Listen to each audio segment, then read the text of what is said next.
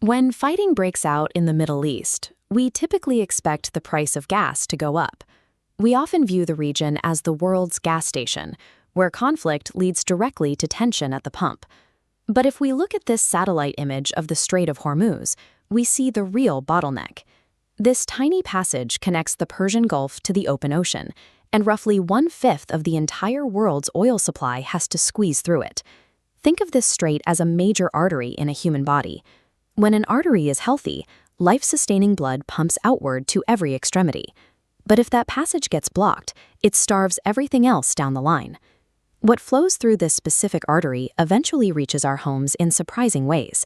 A blockage here drains the tanks at the gas station, but it also reaches smartphone microchips, your plastic toothbrush, and the bread on your counter. To understand the actual cost of a conflict in this region, we have to look past the oil pump. We need to trace the hidden supply chains that quietly keep our modern lives running. Right now, hundreds of cargo ships are stranded in the water. Each of those massive ships holds the raw materials that global industries rely on every single day. When they cannot move, those foundational building blocks are effectively deleted from the market. The first casualty you might not expect is your local grocery store. Modern farming relies heavily on specific fertilizers to grow enough food to feed the world. Those fertilizers are manufactured using natural gas. Because the Gulf is one of the world's biggest exporters of natural gas, a delay in shipping immediately slows down fertilizer production everywhere else. Less natural gas means less fertilizer available for farmers. With less fertilizer, crop yields shrink. And when there is less food to go around, your weekly grocery bill gets a lot more expensive. Then there is the tech industry. It relies on a hidden ingredient, helium. While we often think of it in party balloons, it is a critical industrial gas used in high-tech manufacturing. Helium is captured as a byproduct of processing natural gas. Nearly 1/3 of the world's supply comes directly from Qatar, right inside this geographic chokepoint. Manufacturers need that pure helium to create the tiny, complex microchips inside our phones, inside our cars, and massive artificial intelligence systems. Without it, production lines grind to a halt.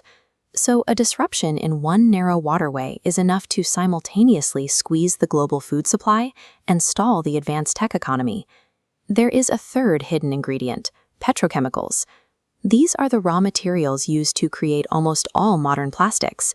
If you look closely at the things we use every day, from sterile medical equipment in our hospitals to the plastic wrap in our kitchens, almost all of it is derived from fossil fuels processed in these massive Gulf facilities. Think of manufacturing like baking a cake. Oil and gas are the flour and eggs of the global factory floor. They are the base ingredients required before you can make anything else. If a baker runs out of flour, they cannot just pivot and bake a cake out of nothing. The factory stops. And because the remaining products are suddenly so rare, the prices for whatever did get made will skyrocket. Because these chemical ingredients are baked into thousands of everyday items, a supply shock in this one region guarantees a wave of inflation across the aisles of your local superstore. This chain reaction is known as a rolling supply disruption. It hits the biggest buyers first. Right now, Asian countries are bearing the brunt of the crisis because they rely so heavily on Gulf energy. The consequences are physical, and they are already happening. In Sri Lanka, the government has been forced to enforce strict fuel limits and even declare public holidays just to keep people from driving. In India, families are struggling through sudden, severe shortages of household cooking fuel. This shortage creates an immediate barrier to preparing meals and feeding their children. To fight back, global coalitions are deploying emergency measures.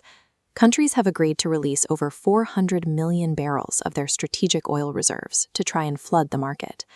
But emergency reserves are only a temporary bandage.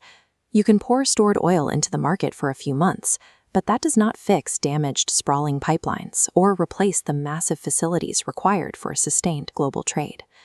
Short-term rationing and tapping into savings accounts will not permanently protect the world from a broken supply chain. Eventually, that rolling economic shockwave is going to travel west.